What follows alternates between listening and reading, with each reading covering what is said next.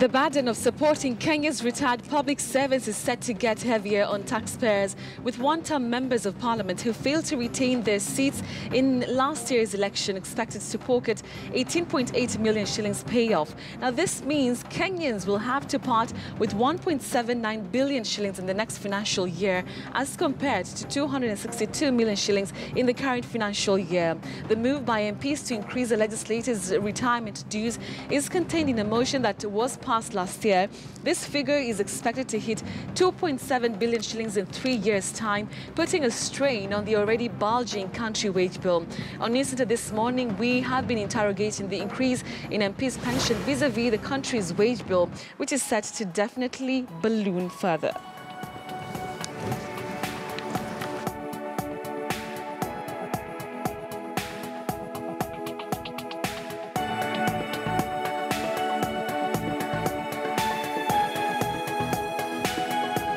And welcome back to News Center. Thank you very much for staying with us. And of course, for all the comments that we're getting on our Twitter feed, we're asking if you think and if you support MPs, one-term MPs deserving a pension increment. Let's know what your thoughts are. Hashtag is KTN News Center. Tweet me at Betty M. Kallo. Do you support one-term MPs? And do you think actually that one-term MPs deserve a pension increment? Let me know what your thoughts are. In this hour, we'll be, of course, getting to hear from our reporters on the ground. Shortly, I will be speaking to Elvis Kosgei, joining us from Eldoret. And also later, I'll be speaking to my colleague, Willie Lisige, who's going to be joining us from Kakamega. They all have new updates for us. I want to start with my colleague, Elvis Kosgei. Thank you for joining us. So I understand that there is somebody who has been arrested with 70,000 sachets of illicit brew. Let's talk about that. What exactly do you know so far, and where are you? Many thanks, Betty. We are coming to you live from the Eldoret police station, where earlier we had a media briefing by OCPD Eldoret West Samuel Mutunga, and as you had mentioned, 70,000 sachets of illicit brew. I'm told it's Simba Waragi, believed to be from the neighboring country of Uganda. But for more details, let's just listen in what OCPD Mutunga has to say. Earlier on, you had mentioned that you had arrested a person who I'm told that any time from now will be heading to the court. Maybe paint a picture of what has been happening here.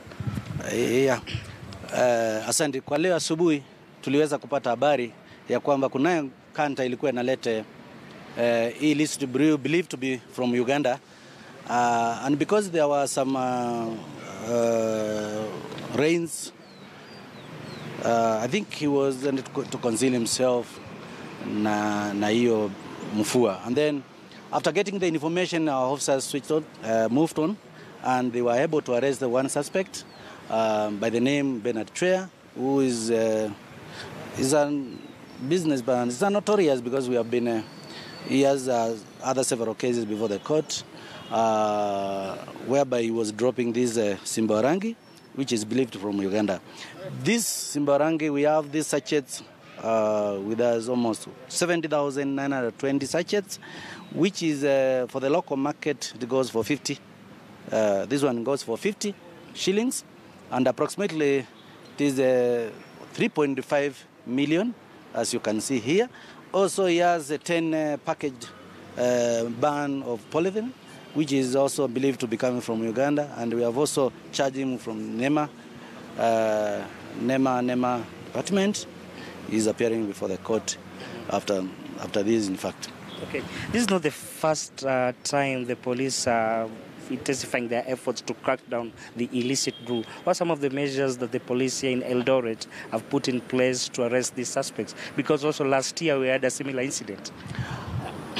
For sure, I can tell you, we have engaged community policing, Nyumba Kumi, and these informers, and we are really appreciating their work because they are informing us. If it was not for the informers to get this information about this the delivery, we would not have succeeded. And they are helping us very much, and we are trying to put several roadblocks, though they are trying to dodge the roadblock. Sometimes they pass Nandi, but when it is raining, they take advantage of passing here, because that is the time officers on the road, they can just look for a shelter because of the rain, and then that's the time they pass. But all the same, we are trying our level best to make sure, with the community policing, with the help of the Wananchi, they are helping us very much, because everybody is determined to make sure this menace does not continue within Eldoret. Have you also involved maybe the police at the border, because this consignment cannot pass through the border without their knowledge? Yes, we have informed them, and also sometimes we get information from the border that they are suspecting somebody else. But all the same, I can't say right now they were aware or they were not aware, because it is the responsibility of each jurisdiction to take care of themselves. Therefore, along the border, I'm not sure whether they were aware when he was passing, because whoever is doing this kind of business, I'm telling you, he has to make sure he has to dodge the security organs where they are. He cannot just pass, obviously, where he knows he can be arrested. Therefore, maybe use other routes to cross to our country and then find themselves here. Your last words to the residents of Asingishon? I want to thank them, and we keep on fighting this menace. Otherwise, with the help of them and other security organs, at the end of it, we are going to minimize and we eradicate the menace completely from this, because it is destroying our youth. And this is a banned one. And you see, the other day, these pollen paper were banned, but you see now they are finding themselves in Eldoret. But we are trying our level best, and I'm assuring we are not going to rest as officers. You can see they are out also gathering information. Once we just take them to court, only that we pray the court to help us also, the judicial, to help us make sure we secure the prosecution of these criminals. Many thanks. Thank you. Betty, that was OCPD Eldoret West Samuel Mutunga, of course, saying that it's worth 3.5 million, but also leaders in the area have urged the authorities to intensify the crackdown, because it's also opening loopholes for other crimes. Betty. All right, Elvis Kaskei, thank you for that discussion there and that update. From Elvis Kaskei, I want us to cross over to my colleague Willie Lisige. Now, Willie is following up on the release of about 500 petty offenders from the correctional facility there. Willie, good morning. What can you tell us about this release? 500 is not a small number. Good morning, Betty. Actually, this is a very important exercise here in Western region, where today we'll be seeing the decongesting exercise of these prisons here, actually to make sure maybe those petty offenders and maybe those inmates who have just near to complete their sentence go home free, as at least to ease the pressure here in this prison. But I don't want to talk a lot, because I have a few of the gentlemen here. Maybe we can start this conversation by you telling us your name and why did you come up with such an idea?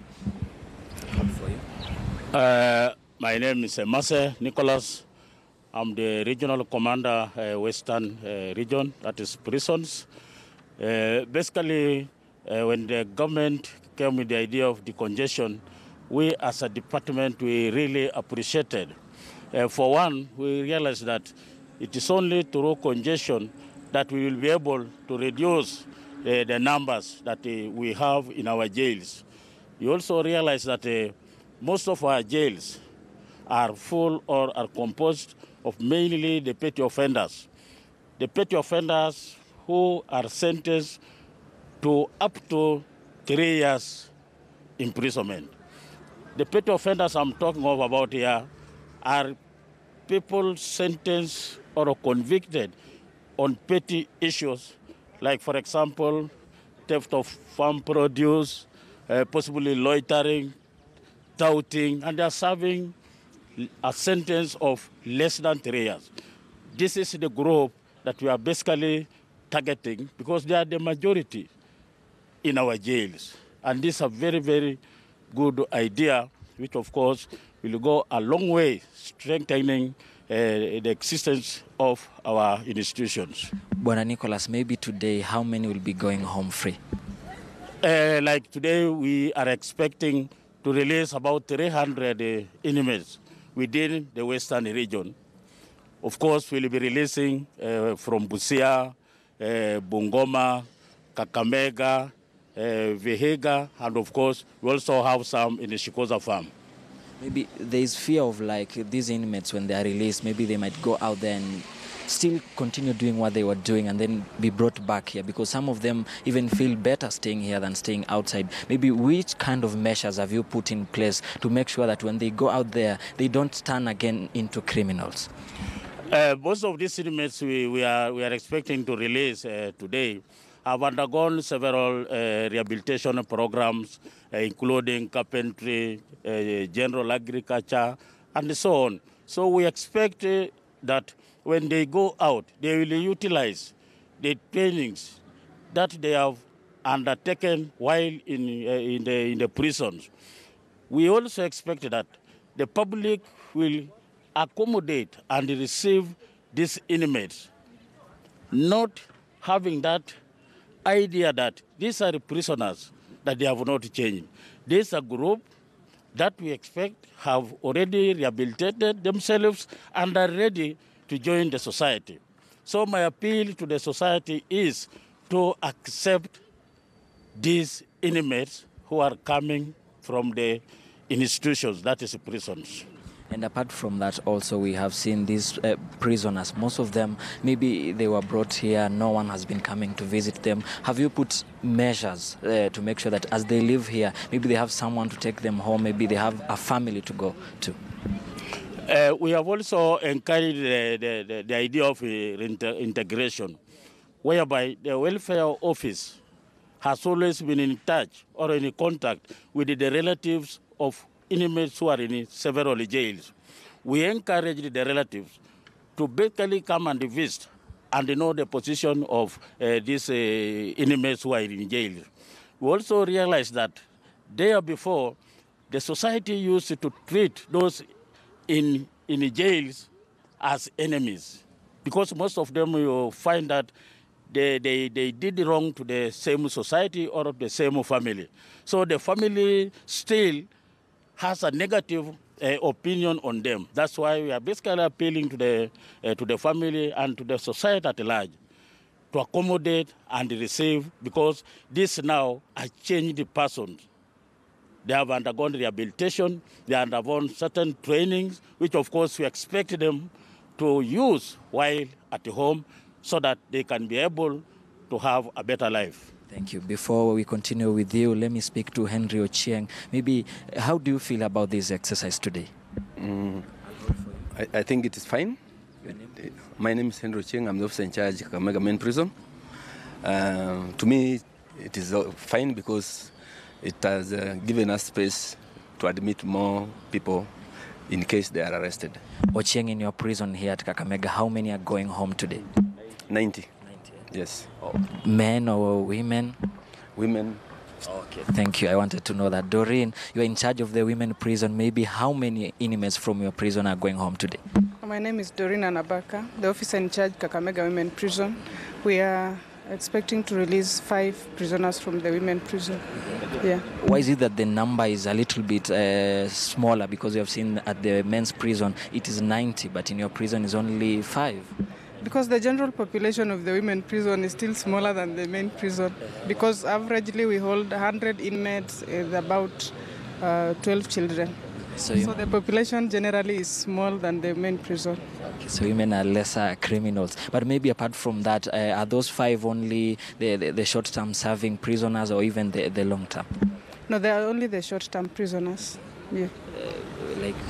Maybe for how long? Like 3 months, 1 year? Less than 1 year. Those who are serving less than 1 year. Less than 1 year. Thank you so much. As we still continue with this conversation here to you, maybe do you think also this is something that should be done in other prisons across the country? Because yesterday we saw it happen in Eldoret and now it is here. Maybe is it something that should be countrywide or be just specific to some prisons which might have a higher number of prisoners? This is a good idea that the government has come up with, and we are also happy because it is taking place throughout the country. All institutions are affected because the target group is the petty offenders. Just as I said earlier on that most of the inmates that we have in our institutions are the petty offenders, and that's why this idea of decongestion is worthy in our institutions. Thank you so much. That is Bwana Nicholas in charge of Western Region. He's speaking about the exercises that will begin here today, where more than 300 inmates will be set free to go home. We shall be keeping an eye here to make sure we see those ones who will be lucky maybe to go home and join their families, Betty. All right, Willie Lisiga, some good news there for the inmates, 500 of them, and Willie Lisiga is going to be keeping us updated with regard to any developments on that story. But for now, I want to bring you up to speed with something that has just taken place. And we understand that the Yala Member of Parliament, Simon MBUGUA, has been charged alongside 4 others in relation to the attack against former NCBD Chair Timothy Muriuki at a Nairobi hotel. MBUGUA and his co-accused face charges of robbery with violence. MBUGUA was questioned by the police yesterday, and here is an excerpt with our big story lead reporter Sophia Onuna carried out yesterday. Take a look. Do you know these men? Actually, these men, they are known. They are known. They are people who are brokers, are political brokers, and everybody knows these people because they hang over City Hall. And I'm a Nairobi politician. So you personally know them? Not personally knowing them, but I know them. All right, so then why do you think it's becoming so difficult to arrest them? The police have even put out a bounty for those who have information on how they can be captured, but yet we see them continuing with their business. Actually, it is up now to the police to explain that because that is their job, to arrest the culprits and take them to court as the law states. Yeah. So you'd say if the police came around City Hall, they'd find them there because we're told they hang around there quite a bit. It was in the media reports yesterday that they hung around City Hall, and even during Kidero's time they were there. During the previous, during Kisia's time they were there. There are people who hang around City Hall, and basically they are political brokers. You'll see them in all functions for politicians. So basically they are people who can be found. So the police refusing to find them are what, part of this? Well, I wouldn't say that. You see, the police, they take time to investigate and to actually but get in this them. case, they're caught live on camera committing the crime, so it's not an allegation. We are seeing their faces, we are hearing what they have to say. Yes. Not much of investigation, they just need to get them, don't they? Yeah, for me, I'm very clear on this. And what I'd say is that the police, they should do their work. They should arrest these people and bring them to book. Yeah. Is there anything else the police wanted to find out from you when they interrogated you earlier? Oh, well, there's nothing that they wanted. They just wanted to know why I have been mentioned. But since the governor is a very close friend of mine, I think that is the reason. So basically, they just wanted to know if I'm connected in any way, of which I denied. Yes. So are you meant to talk to them again after this? Well, the police? Well, I don't know because I explained myself and I was told they are looking for those people. And I was asked if I have any number for those guys. And I told them that I don't have any number. And if they want them, they can go to City Hall. That is where they'll find them. Okay.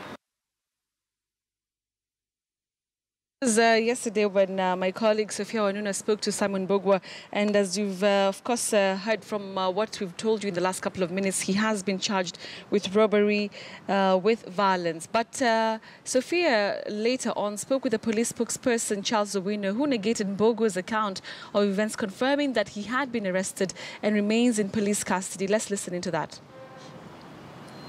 So earlier today, we saw reports from a section of the media that Simon MBUGUA, the Yala MP, had been arrested in connection with the 4 goons that we saw assault the ex-NCBDA boss. Was he arrested? Because later, when I was with him, I interviewed him and he said, yes, he gave a statement. After our interview, he was whisked away. Please give us a status update. Yeah, it's true. He was arrested.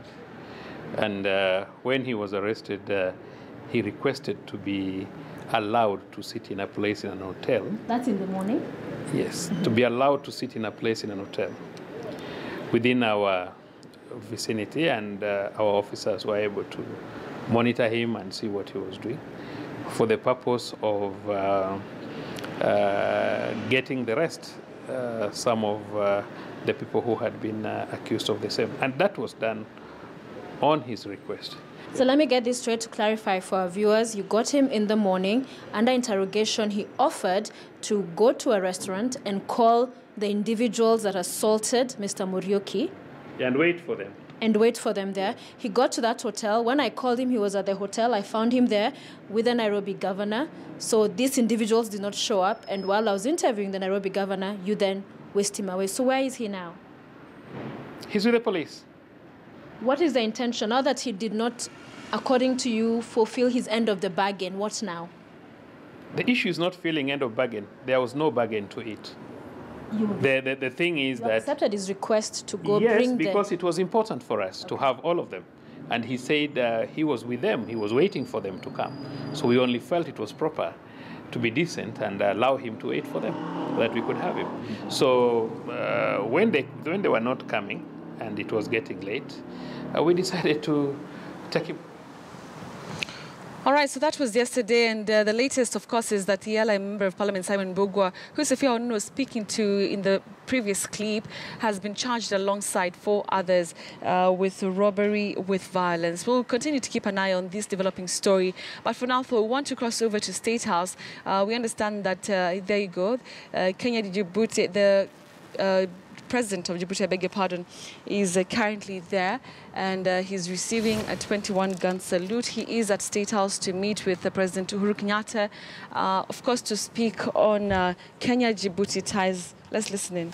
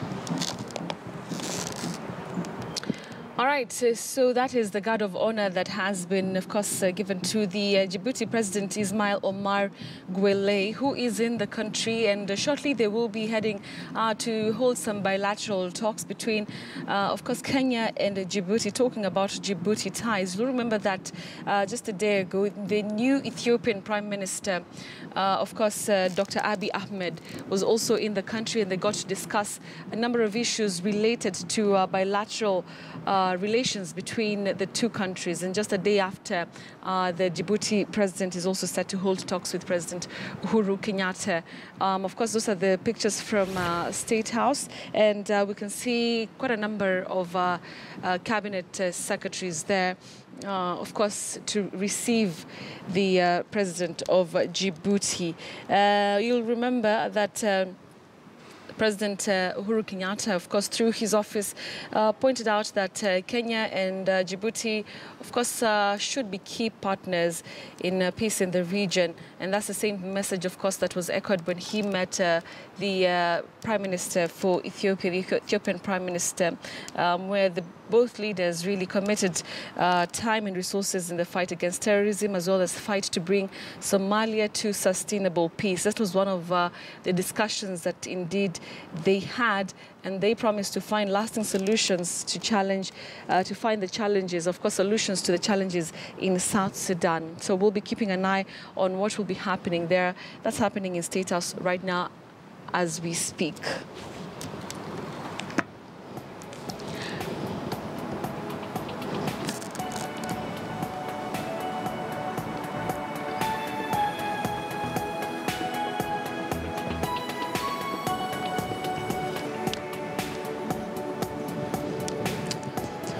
All right, so we take a short commercial break. Coming back here on News Center in a few minutes. Don't go away. We have so much more coming back for you. Don't go away.